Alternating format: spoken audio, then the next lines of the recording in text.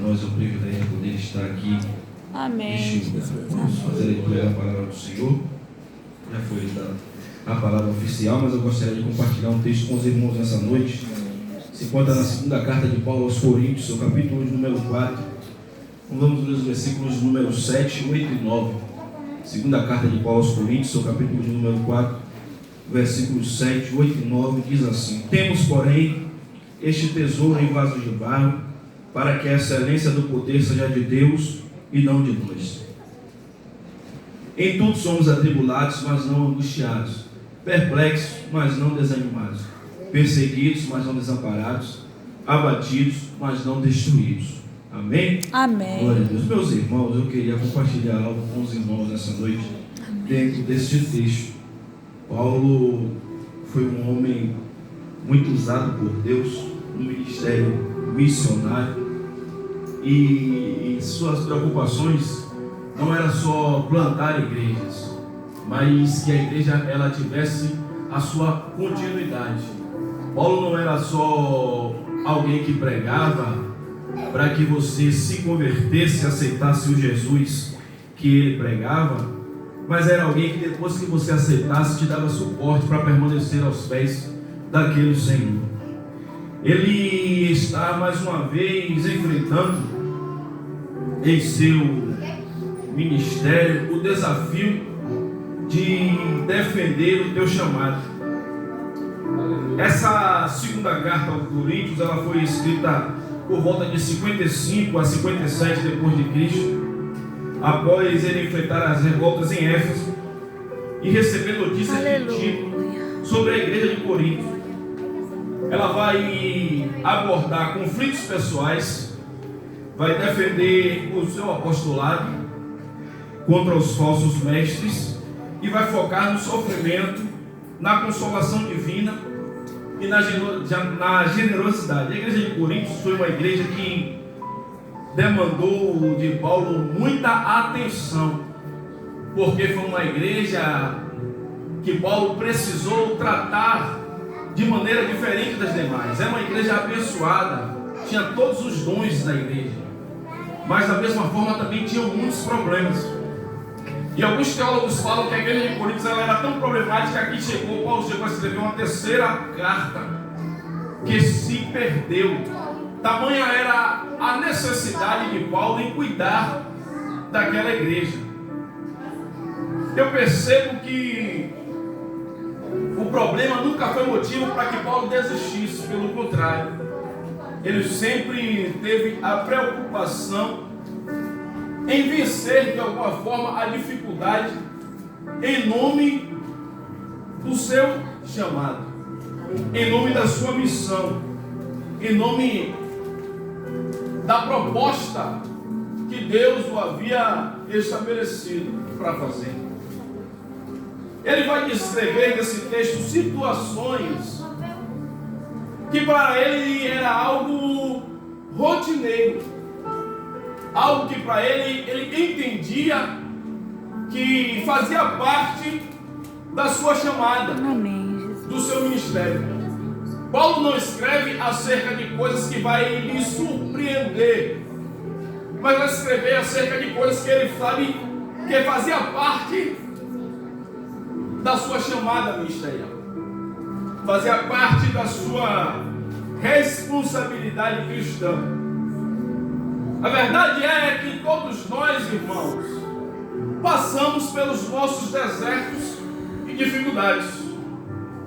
E a experiência de sermos quebrados, de enfrentar traições, de passarmos por decepções, de sofrermos perseguições, enfrentar crises pessoais e financeiras, são coisas que abalam as nossas convicções. É verdade. A certeza que por muitas vezes nós afirmamos que temos, em situações como essa se tornam duvidosas, porque o nosso ânimo está abalado, o nosso psicológico está enfraquecido, e essas situações por mais difíceis que sejam, infelizmente vão fazer parte do cotidiano cristão.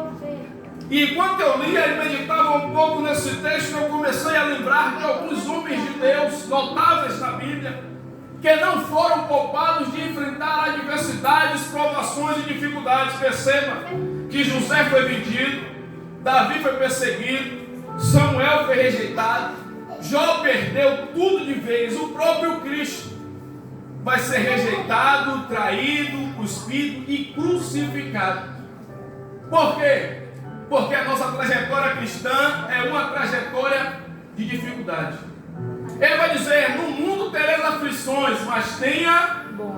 Ele vai dizendo: olha, não deixa a aflição tirar o teu ânimo, a tua vontade de viver, de prosseguir, de continuar.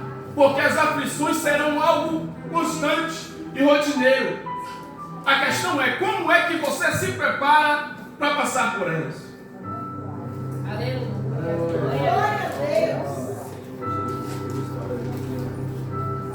Será que eu vivo como alguém que está preparado para ser afligido? Ou eu vivo como alguém que acha que Deus vai me colocar dentro de uma bolha e simplesmente me blindar de passar por provações e adversidades? O texto está falando a respeito disso. Paulo não vai enfatizar aqui as vezes que ele foi usado para curar, para expulsar demônios, para pregar o evangelho e pessoas se converterem. Mas ele vai enfatizar aqui as vezes que ele precisou de um auxílio do Espírito Santo e foi atendido. Quando eu olho para esse texto, eu percebo que a percepção que nós temos das coisas é que vai fazer a diferença de como nós vamos enfrentá-la. Porque tem gente que prefere olhar e dizer que é difícil. Mas Paulo vai olhar e dizer: quando eu não posso, é aí que Deus se manifesta. Quando eu não consigo, é aí que Deus me faz conseguir. Paulo vai enfatizar as adversidades e provações do seu ministério para mostrar à igreja de Corinto que o permanecer de pé era um sinal de que o seu ministério era algo verdadeiramente autêntico e chamado por Deus. E se fosse no tempo de hoje, muitos vão usar os seus bens materiais, a sua influência, os seus recursos, para achar que isso é sinal de que Deus está com você. Mas quando eu olho para a Bíblia, eu vejo um homem que o seu lenço curava as pessoas. Mas o que ele vai enfatizar que é sinal de que Deus está conosco, não é ter uma vida bem sucedida, não é ter uma conta cheia de dinheiro, não é ter reconhecimento do mundo lá fora, mas é permanecer diante das adversidades dessa terra. Quando eu olho para este homem, eu percebo que as situações que nós iremos enfrentar vai moldar o nosso caráter para viver algo maior na presença de Deus. Amém. Porque ninguém começa sendo grande. O único que nasceu grande foi Adão. Nós precisamos crescer e nos desenvolver. Logo, todas as vezes que Deus nos chama para algo, Ele começa nos preparando com situações pequenas. Perceba que José, para se tornar governador, precisou aprender a governar a casa de Potifar, aprender a administrar a prisão, para só depois ser colocado como administrador do Egito. O problema é que muitas vezes Deus nos promete algo grande e nós achamos que Deus vai nos tornar grande do dia para a noite. Mas Deus me trouxe aqui para te dizer que através de ações pequenas, através de pequenas provações, através de pequenas dificuldades, Ele vai te moldando para viver algo maior. Através de pequenos sinais, Deus vai te transformando para viver coisas grandes. Através de pequenas provações, Deus vai moldando você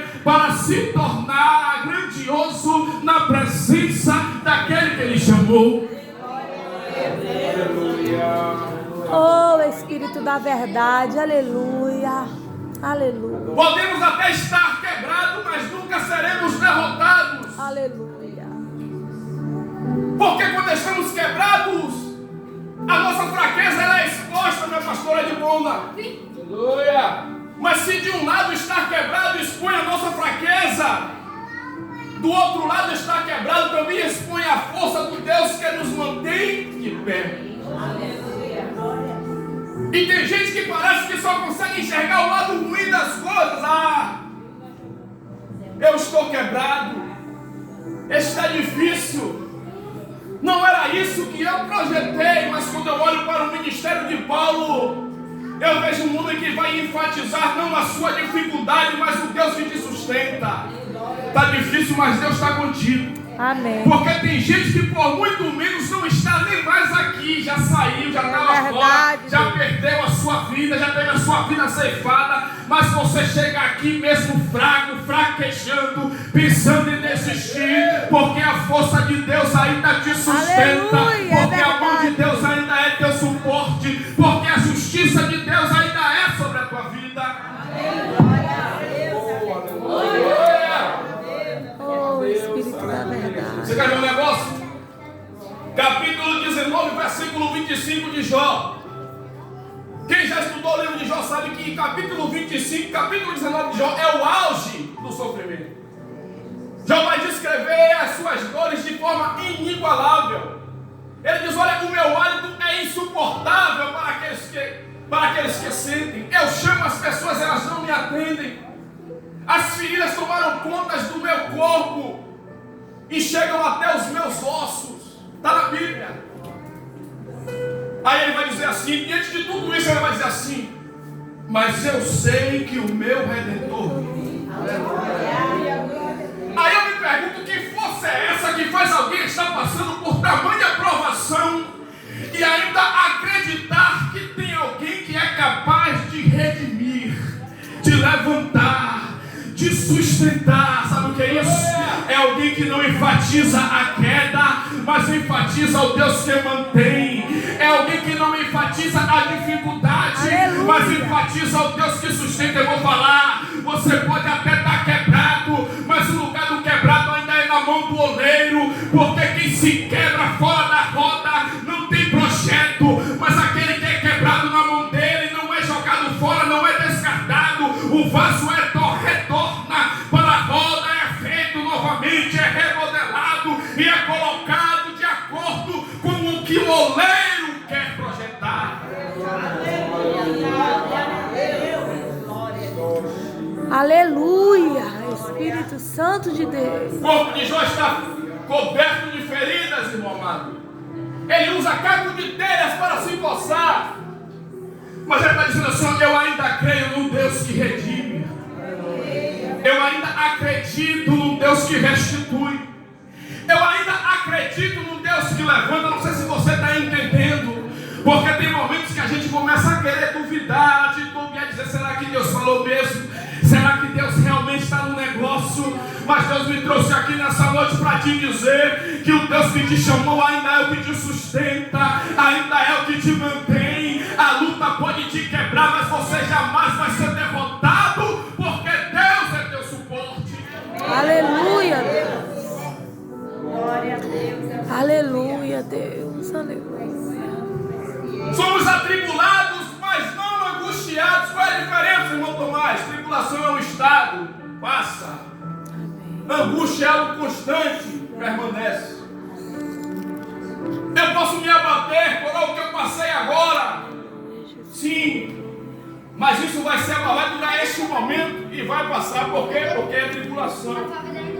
Mas eu preciso entender que a minha tribulação não pode se tornar uma angústia, algo constante. Por quê, mamis? Porque a angústia paralisa. É verdade, Deus. A angústia tira o desejo de lutar, de prosseguir. E nós, irmãos, nós não somos derrotados quando caímos. Nós somos derrotados quando desistimos de levantar. É verdade, Deus. Eu vou repetir. Nós não perdemos quando caímos. Perdemos quando desistimos de levantar. Sabe o que Paulo está dizendo aqui? Crente não joga toalha. Crente não desiste. Crente não retrocede. Aleluia. Crente não recua. Aleluia. Crente avança. Aleluia. Crente persevera. Crente prospera. Crente vai até o final.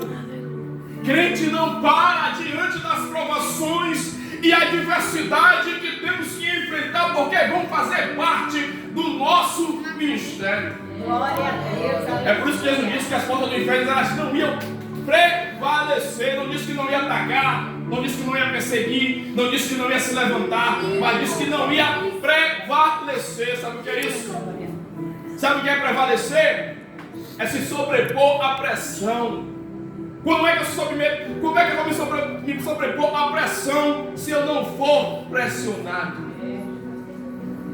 É duro, mas eu vou dizer.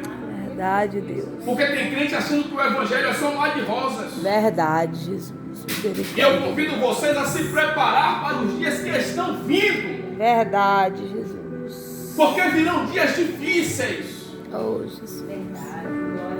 E nós não podemos estar enganados e dizer que fomos pegos de surpresa. Verdade, Jesus. Mas o importante é você saber que o Deus que te chamou é contigo. Atribulados, mas não angustiados. Sabe o que Paulo está dizendo?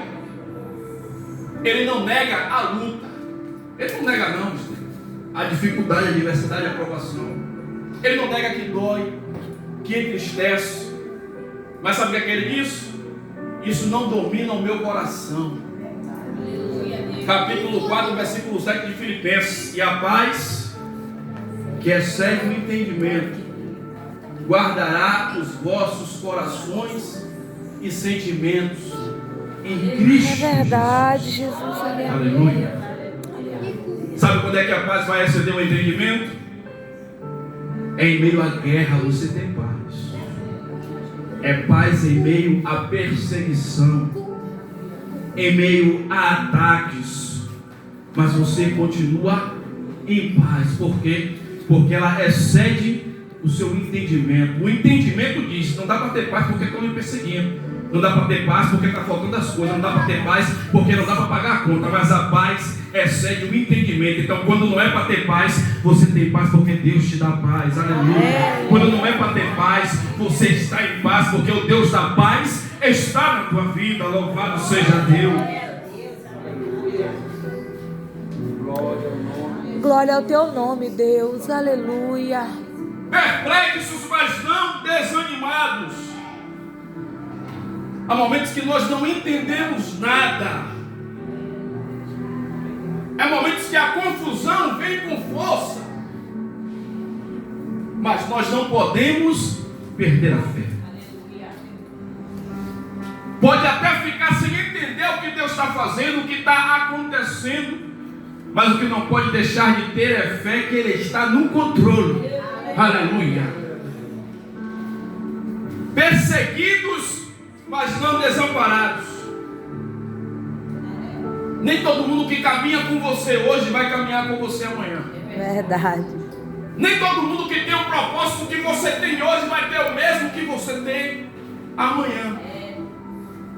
Nem todo mundo que hoje está do seu lado dizendo que é seu amigo será seu amigo amanhã.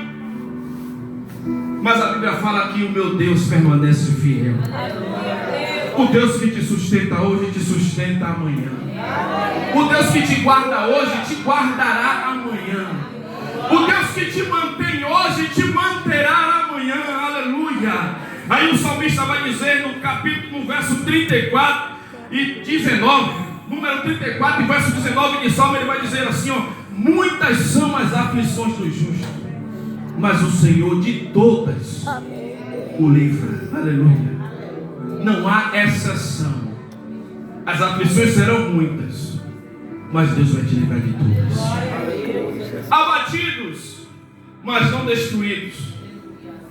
Podemos cair, chorar, nos sentir fracos, mas jamais seremos derrotados enquanto estivermos com o Senhor.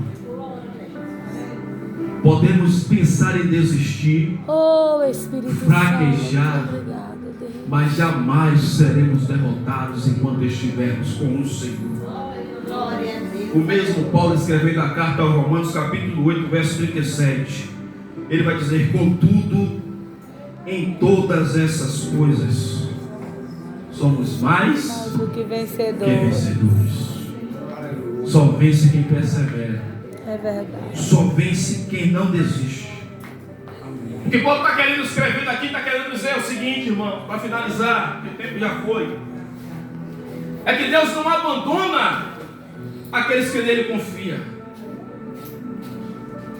E o que parece para você impossível e difícil hoje, vai se tornar um testemunho para fortalecer a sua fé amanhã. Amém, Deus. Eu creio e recebo, Deus. A pressão que te faz cair é externa, mas aquilo que te faz levantar é a paz interna que Deus colocou dentro de você. Sabe o que é que eu entendo aqui? É que condições externas não podem influenciar naquilo que é interno. Aí parece que Paulo escreveu de trás para frente, porque ele finaliza no versículo 9, explicando o que ele está dizendo no versículo 7, família. Quando ele diz, temos, porém, este tesouro em vasos de barro. Tem algo valioso dentro de algo que é frágil. É verdade, Deus. Porque o que é valioso que está dentro não vai esconder a fragilidade daquele que o carrega. Logo eu entendo que dentro da fragilidade eu vou sentir, eu vou chorar, vou pensar em desistir, eu vou querer parar. Só que o valioso que está dentro, aleluia, vai me fazer continuar quando eu quiser desistir. Eu vou falar. Aí Jeremias vai dizer: o Senhor me iludiu, iludido eu fiquei. Eu não falo mais o teu nome, eu não vou pregar mais a tua palavra. Mas quando eu penso em parar, a sua palavra arde nos meus ossos, meu Deus. É o tesouro dentro do vaso de barro, aleluia. A luta quer fazer parar, a provação quer fazer desistir, mas o que Deus colocou dentro de você é para te fazer prevalecer, prosperar, prosseguir, avançar. A igreja de Deus jamais ficará prostrada. Se cair, Ele levanta. Se parar, Ele faz prosseguir. Se pensar em desistir, Ele renova a fé para continuar. Mas você jamais será derrotado na presença de Deus. Aleluia. Vasos de barro com valioso tesouro. Para quê, irmão Tomás? Para que a excelência do poder seja de Deus e não nossa. Para quando eles olharem e dizer assim, irmão, só está de pé porque Deus sustentou. Aleluia. Porque se Deus não tivesse, não aguentava, não estava mais em pé, mas tem um Deus que sustenta. Aleluia. E Marina só está aqui porque Deus tem segurado. Porque a dificuldade todo mundo conhece, mas quando Deus está no negócio, pode ser impossível para você, mas o Deus que te chamou é o Deus do impossível, que mantém de pé, enquanto muitos têm caído. Aí o salmista vai dizer: cai 1000 do seu lado, cai 10.000 à sua direita, mas o Deus que te sustenta, te faz não ser atingido. Ei, o Deus que te chamou é o Deus que na dificuldade diz: eu estou contigo, eu te sustento, eu sou teu suporte. Não desanima, porque você vai vencer essa provação. Amém, Deus. Eu creio, Jesus, e recebo. Glória a Deus. Amém, Jesus. Eu creio. Isso é para que a excelência seja de Deus e não nossa. Sabe o que é isso? Aí aquele negócio fica um pouco estreito. Sabe por quê?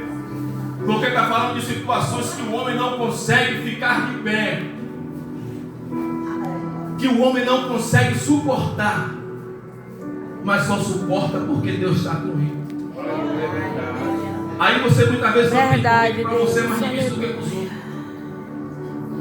Aí você vê Asaf na Bíblia com inveja do ímpio, do injusto. Porque o injusto está prosperando, o ímpio prospera. E o justo está na provação, está na dificuldade. Só que o ímpio não consegue passar por metade daquilo que o justo suporta. É verdade. Porque o Deus que está na vida do justo não é o mesmo na vida do ímpio. É verdade. Então, por muitas vezes você vai passar por dificuldades. Vão tentar te derrubar, vão te perseguir, mas não enfatiza a dificuldade. Enalteça a presença do Deus que vai te manter de pé e te sustentar, independente do tempo em que você esteja vivendo. Que Deus abençoe em nome de Jesus. Amém, Deus. Obrigada, Jesus. Aleluia.